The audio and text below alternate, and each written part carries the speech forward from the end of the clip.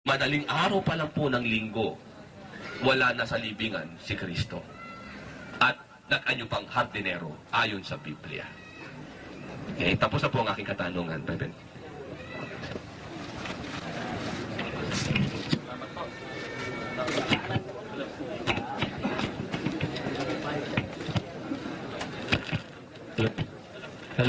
Hello. Maraming salamat, Reverend.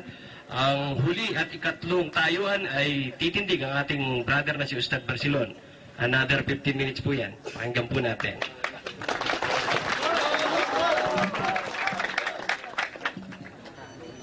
Napakarami ko na isusulat kasi salita ni Reverend sinusulat ko. Baka may matutunan ako eh.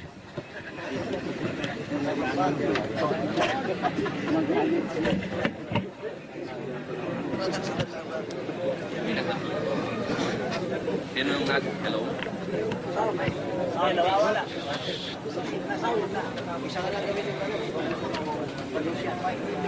Hello? Yan. Okay. Ayos na po. Yan. Yung chapter Mateo 27 na binasa mismo ni kagalang-galang Reverend Armando Duca, yun na rin ang ginamit ko kasi hindi ako lumalabas kung ano yung kanyang binabasa. Doon lang ako bumabase. Ano po? Para maging fair tayo. Tinanong ko sa kanya kung anong araw inilibing si Kristo, hapon ng Biyernes. Nabuhay, linggo ng madaling araw. Ay wala pang 3 araw yun eh. Okay?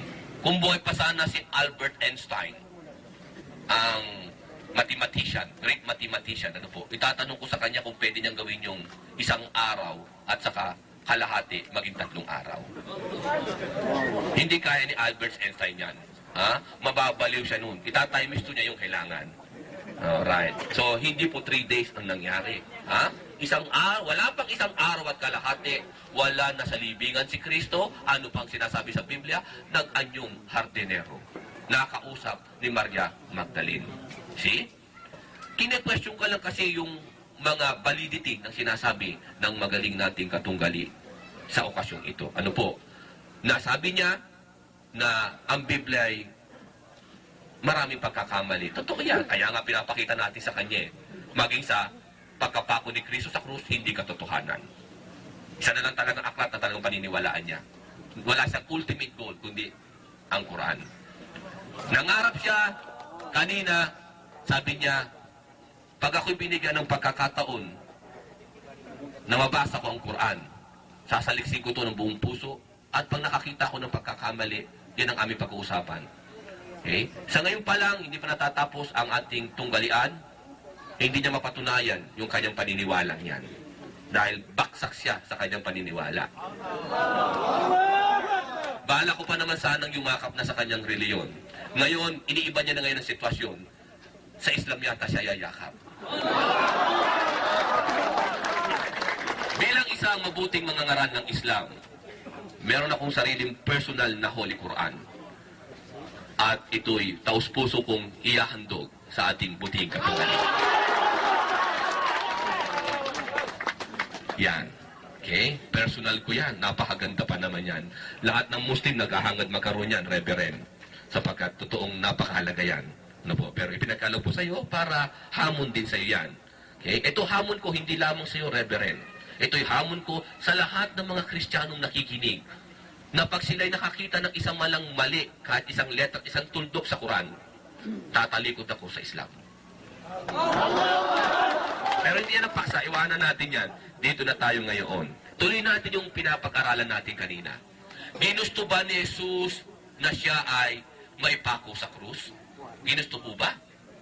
Hindi. Binasa natin kanina, sabi niya, hanggat maaari ang ako, ilayo mo sa akin ang saro ng paghihirap nito. Ngunit huwag ang aking kalooban, kundi ikaw. At sinag-aralan natin, sabi mismo ng kanilang Biblia, na kung saan ang panalangin ng isang taong matuwid ay dinidinig ng Diyos. Ang tanong ba dyan meron po bang nakatala sa Biblia ni Reverend Armando Duca na si Kristo talaga ay iniligtas ng Diyos mula sa kamatayan? Pag sinabing iniligtas, hindi namatay. Dahil kung yan ay hindi niligtas, namatay yan. Naganap sa kanya yung 3 araw at 3 gabi. Meron kayang mababasa sa Biblia ni Reverend Duca na si Kristo ay iniligtas nga ng Diyos mula sa kamatayan. Emphatically, figurative, directly na sinasabi, na katulad ng paghahanap ko ng talata sa kanya. Nasabi ko sa kanina, hanapan mo ko na isang talata na sasabi si Kristo, sabi niya, gusto ko mapako sa krus. Wala siyang nahanap. Ito, meron akong babasahin. Direktang sinabi mismo ng kanilang Biblia na si Kristo'y hindi naipako sa krus. Okay? Gamitin na nga natin yung Biblia na may imprimatur ni Jaime Cardinal Sin. Kasi ito pinakamalaking reliyon eh. Nasaan ba yun? Aking imprimatur ni Jaime Cardinal Sin. Kahit yung Biblia ni Reverend, gamitin niya rin yan. Walang problema. Eh, bakit ko gustong gamitin ito? Sapagkat kasi ang Tagalog nito, medyo magaang. No po? Reverend, ito po ba'y Biblia? Hindi. Biblia po, salamat. Pagka hindi sinabing hindi Biblia to, i-edit ko, kukunin kayo yung Biblia nyo. Yan, salamat po. Okay? Ang kagandahan lang nito, ito po ay Biblia na may imprimatur ni Jaime Cardinal Sin. Di sabihin, Biblia ng Katoliko, sila ang nakararami dito, gamitin natin. Ayan, pirmado ni Jaime Cardinal Sin. Linaw, imprimatur ni Jaime Cardinal Sin. Bukat tayo ngayon. Si Kristo po ba'y pinabayaan ng Diyos? Hindi kaya siya iniligtas ng Diyos sa kamatayan? Yan ang tanong natin ngayon dyan. Sa kanyang dasal na kung saan ang makuha hanggat maaari, ilayo mo sa akin ang sarong ito ng paghihirap. Ngunit wag ang aking kalooban, kundi ang kalooban mo ang siyang maganap. Tanong natin ngayon dyan pinakinggan kaya siya ng Diyos? O tinilikuran siya ng Diyos? Ayoko, gusto ko mamatay ka.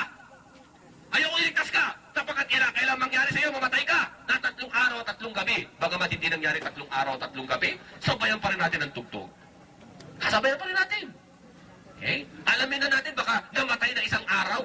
Hindi iligtas ng Diyos. Kahit 1 araw lang. Awag na 1 araw. Kahit na 1 oras. 30 segundos. 30 minuto na namatay kaya si Kristo. Pinabayaan siya na mapatay. Na mga taong gusto pumatay sa kanyang mga Hudyo. Alamin natin baka may talata sa Biblia na sasabing si Kristo'y pinabayaan ng Diyos. Basa po tayo sa Biblia nyo, Reverend Armando Duca. Hebreo 5:7. Ganito po ang pagkakasabi. Sabayan nyo na po ako, Reverend. Baka po, iba'y binabasa kong libro, Cardinal Sin ito, bahala kayo. Baka iba yung Biblia nyo, sa Biblia ang hawak ko, nasa inyo na po yan. Ganito po ang pagkakasabi. Noong si Jesus ay namumuhay rito sa lupa, siya'y lumalangin. Tinutukoy po yung kanya sa Mateo na binasa sa Getsemani. Dumalangin, lumuluha ang kanyang mga patak ng kanyang mga luhay katulad ng patak ng dugo. Maningas na panalangin, iligtas mo po ko, Diyos ko, Ama ko, ayoko may pako sa krus. Sabi ni Kristo, talagang matinding pagluha. Lucas, mababasa niyo po yan sa talata ng Lucas. Talagang matindi yung kanyang mga luha ay nag-anyong patak ng dugo. Dahil sa tindi ng migas ng kanyang panalang, ayaw niya talagang mapako sa krus, mamatay, at muling mabuhay ng pagkaraan ng 3 araw. Alamin natin ang sabi ng Diyos sa kanilang Biblia. Noong si Jesus ay namumuhay rito sa lupa, siya'y dumalangin at lumuluhang sumamo sa Diyos na makapagliligtas sa kanya sa kamatayan. At tininig siya dahil sa lubusin niyang pagpapakumbaba.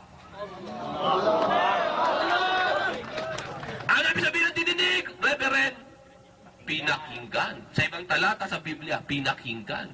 Iniligtas siya mula sa kamatayan. In other words, maging ang Biblia ni Reverend, Biblia ng Katoliko o anong klaseng Biblia yan, nagpapatunay na totoo nga ang binanggit sa Pananakuran. Ang kaisa-isang aklat na lamang talaga na dapat sandigan ng tao, na dapat paniwalaan ng tao. Ang kaisa-isang aklat na lamang na nagsasabi ng katotohanan, aklat ng kaligtasan ng kaluluwa ng tao. Very simple lang naman yan.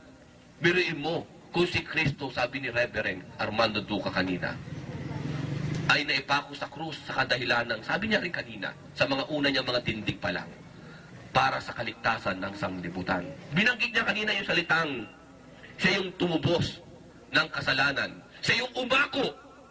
Awang-awa ko sa ginagawa ng mga taong ito kay Kristo. Biruin mo lahat ng kasalanan ng tao, isaksak mo kay Kristo.